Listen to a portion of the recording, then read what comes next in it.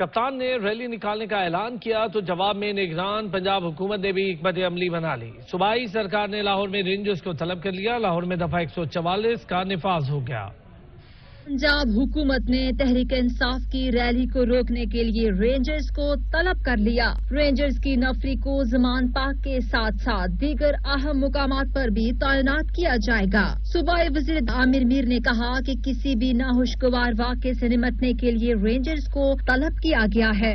دفعہ 144 کے تحت لاہور میں کسی بھی قسم کی ریلی نکالنے پر پابندی ہوگی۔ اگر حالات خراب ہوئے تو اس کی مدت کو مزید بڑھا سکتے ہیں۔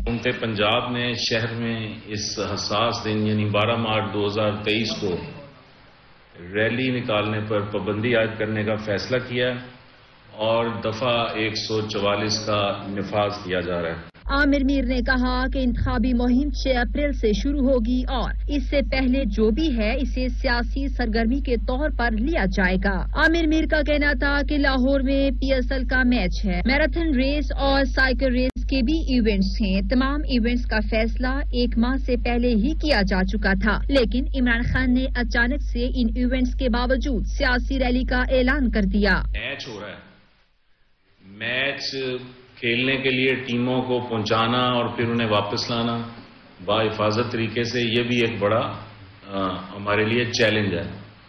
اس کے علاوہ یہ جشن بہاراں کے سلسلے میں اناؤنس ہو چکا تھا، 5 مارچ سے جشن بہاراں جو ہے چل رہا ہے اور اس میں یہ سائیکل ریلی اور میراتھن دونوں 40-40 کلومیٹر کی ہیں، تو اس میں یہ تینوں ایونٹس جو ہیں اس شہر میں ہو رہے ہیں۔